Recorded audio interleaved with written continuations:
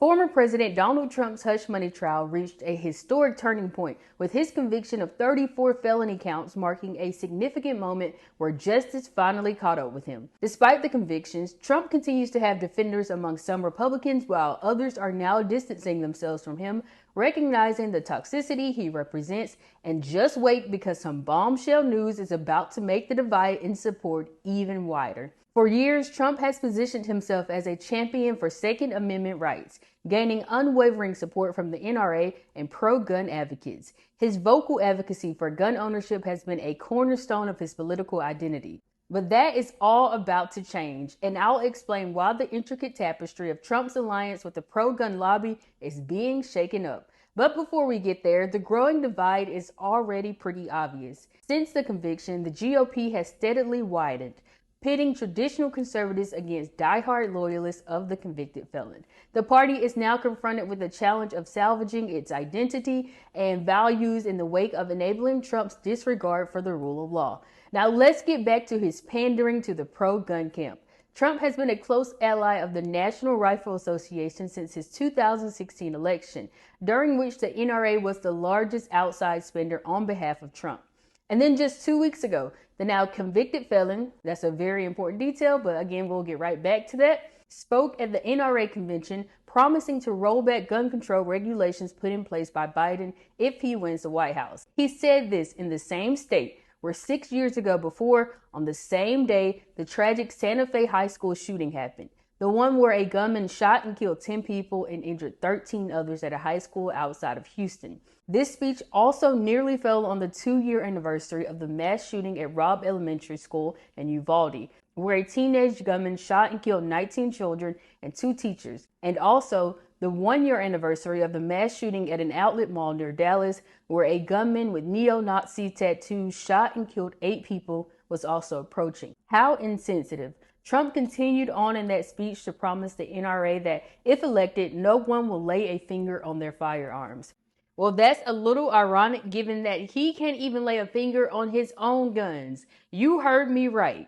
The news dropped today that the New York City Police Department is getting ready to invalidate Donald Trump's gun license. According to a senior police official who spoke with CNN, Trump's concealed carry license for New York was discreetly suspended on April 1st, 2023, subsequent to his indictment on criminal charges in New York. On March 31st, 2023, 2 of the 3 pistols covered by his license were surrendered to the NYPD, and a 3rd gun listed on Trump's license was lawfully relocated to Florida.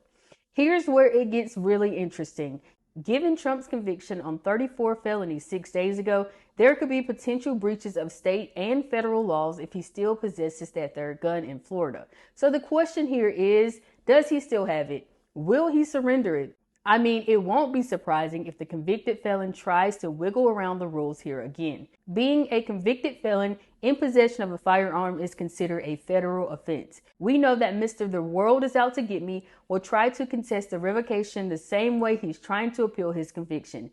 So now that Trump is facing the revocation of his gun license, the severity of the situation becomes starkly clear. In a few weeks, the Republican National Convention will be here, and Trump is set to be nominated as the party's presidential candidate. But questions about his leadership abilities and trustworthiness are now front and center. While Trump's appeal to gun owners will no doubt carry a different weight, given the impending loss of his license, the future of his political career is getting worse by the day. Trump has argued that his guilty conviction wasn't the real verdict day, and that instead that will really be on election day. But the repercussions of his conviction are already influencing how his supporters, the Republican Party, and now the pro-gun camps view him. During his NRA convention speech, Trump, or the self-proclaimed best friend gun owners have ever had in the White House, said that if Biden is reelected, they are coming for your guns. If they are convicted felons like Trump, then rightfully so. Seriously, how will the NRA and other pro-gun groups face this dilemma? I mean, they just endorsed the man 2 weeks ago, and now he can't legally possess firearms. Trump is about to turn the NRA into a mirror of the Republican Party as internal divisions within the organization start to divide because some members won't be able to align with the figure facing legal challenges related to gun ownership.